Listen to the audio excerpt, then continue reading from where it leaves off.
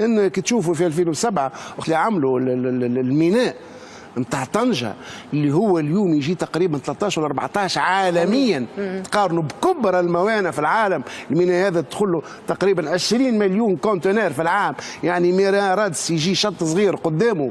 وتشوف المشروع الاخراني نقبلهم في ميناء المياه العميقه في الفيضة ما صارش. وانا زرت الميناء اللي يحكي عليه لطفي، رهيب معناها. وهذا منصه تقريبا لاستقبال وتوزيع معناها البضائع واستقبال كبرى السفن من كل انحاء العالم. ماشيين ل 2050 وقت اللي باش تولي افريقيا في 2050 تولي افريقيا فيها 2 مليار دابيتون. دونك عندك سوق مغريه ومغريه جدا، وخاصة أنه سوق معناها استهلاكية وتتوفر على معناها موارد طبيعية لا تزال لحد الآن معناها غير مستهلكة.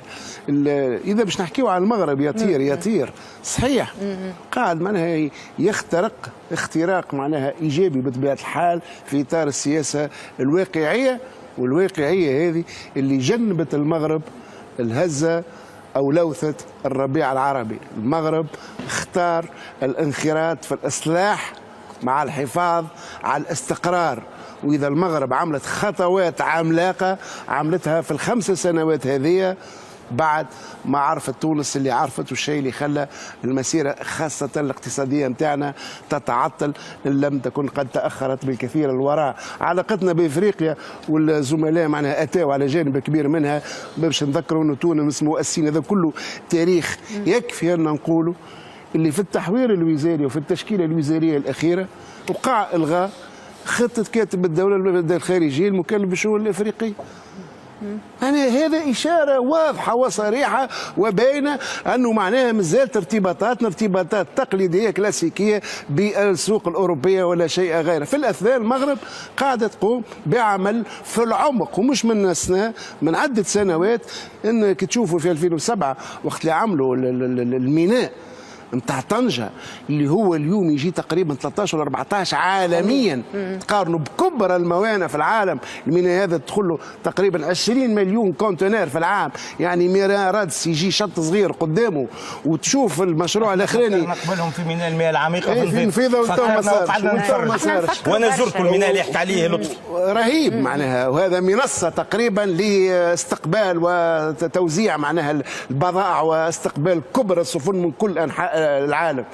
الأكثر من هكا مؤخرا الإعلان عن خط حديدي بين المغرب وعدة يذهب حتى يوصل حتى يكون لمدغشقر. يعني خطوات عملاقة قاعدة تعمل فيها المغرب. انتشار البنوك في عديد الدول، نحكي مع بعض التوانسة المستثمرين في أبيجان وفي غيره، يقول لك ما ثم كان البنوك المغربية والبنك هامة في مرافقة المستثمر اللي باش يمشي يستثمر في أي بقعة، يلزم يلقى بنكة نتاع بلاده باش هي ترافقه معناها في تغلغل قطاع البنك يشهد يعني تطور كبير في المغرب. عنده 8 بنوك كبيره فقط. بنوك مغربيه ضمن 10 اكبر بنوك منتشره في القاره الافريقيه. البنك الاول طوغولي، الثاني نيجيري، والثالث مغربي. نزيدك معلومه اخرى بالنسبه للبنوك، 4 بنوك مغربيه ضمن قائمه اكبر 1000 بنك في العالم من حيث راس مال البنك، حجم الانشطه نتاعو. 1% المرتبه 254 272 433 500. ايفيدامون ماكش مضطر باش تفركس في الليل في الوالا، ما احناش موجودين. انت شفت الحاله اللي تعيش فيها تونس اقتصاديه، والطيران اللي تحكي عليه انت نتاع المغرب اقتصاديه، لكن هذا ما يمنعش انه معدل الدخل الفردي في تونس مازال خير من المغرب. ما نحكوش على الجوانب اخرى، مازالت لا كاليتي دو لافي في تونس خير من المغرب. لكن هما توا قاعدين يقوموا بخطوات عملاقه الى الامام، واحنا للاسف قاعدين نقوموا بخطوات عملاقه الى الوراء. تمثيل تونس في المفوضيه الاوروبيه اللي مفروض عندك 17 واحد يمثلوك، احنا عندنا فيها 8 برك.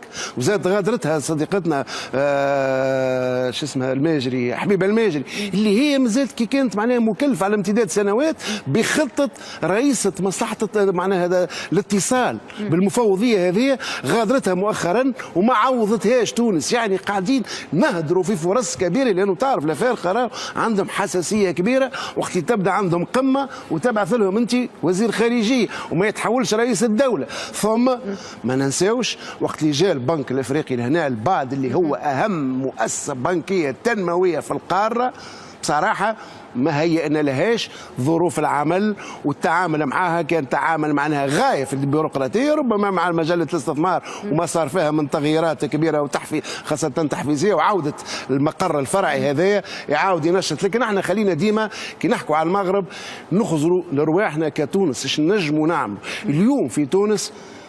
يحكي باش تحكوا على الحوادث العنصريه اللي ولت عنا تجاه الطلبه الافارقه، سواء عامين التالي بعدك المقابله اللي صارت ولا الاحداث اللي صارت مؤخرا، هذه رسائل سلبيه وسلبيه جدا. لكن تونس تنجم تكون معناها عاصمه نتاع السياحه افريقيه. اليوم جنوب افريقيا تستقطب في 72% من السياحه نتاعها افارقه. تونس السياسه او السياحه الاستشفائيه عندنا فرصه كبيره ياسر لاستقطاب الافارقه اللي اليوم قاعده تسكر قدامهم اوروبا. ثم حاجه اخرى التعليم العالي، عندنا سمعه باهيه في افريقيا وعندنا قدره كبيره برشا على استقطاب الطلب، والطلب استقطابه مش كمشروع استثماري مادي فقط، بل انه هما اللي غدوه باش تلقاهم في مراكز القياده في الدول الافريقيه. يكون قاري في تونس تتخلق علاقه اخرى غدوه تمشي تلقاه وزير وتلقاه مسؤول في افريقيا. دونك المغرب ربي معاها. اللي يهمنا احنا لهنا هي تونس، لانه الختير في الفولي قاعد تعمل فيه مغرب للصور تعمل فيه مغرب، انه عندك اليوم احصائيه تقول قرابة 2500 رجل أعمال تونسي قاعد يمشي وينتصب في المغرب. مؤخرا السنغال صفقة توريد 20 طرنات نتاع دجاج مجمد من عند شكون؟ من عند شركة تاع دجاج تونسية تعرفوها الناس الكل، عندها فرع كبير في المغرب. وعلاش افريقيا راهو؟ مش لانه محبه في افريقيا، لانه افريقيا ونختم بهذه، افريقيا باش الناس تعرف 22% من سكان العالم في 2050.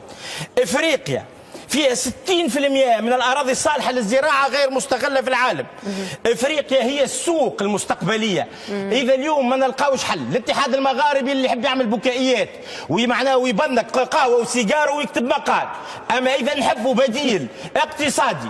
المغرب سكرت علينا في غرب إفريقيا، قدامنا حاجة واحدة في دستور، برا تعشق